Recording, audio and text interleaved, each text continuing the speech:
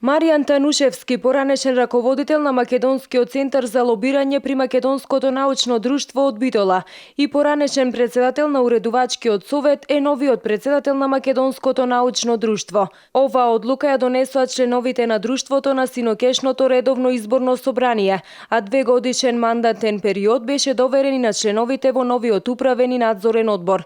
Искажувајќи благодарност за довербата и извршениот избор, новиот председател на Македонското научно друштво од Битола, Маријан Танушевски, посочи дека во наредниот период посебно внимание ќе посвети на доближување на друштвото до заедницата. Планираме во наредниот период да организираме еден настан кој што јас го насловив како академски четврток или академска четврт, а тоа значи дека на секои 4 месеци во четврток или последниот четврток од месецот ќе организираме форуми, научни собири, дебати или други активности со кои што сме убедени дека Македонското научно друштво уште повеќе ќе го внесеме во заедницата.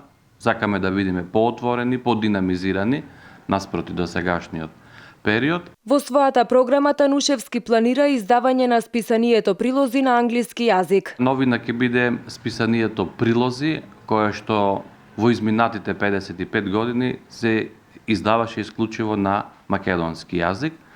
Ние ќе имаме два формати на тоа издание. Едниот останува истиот на македонски јазик и уште еден стандардизиран на англиски јазик во кој што ќе се обработуваат референтни трудови.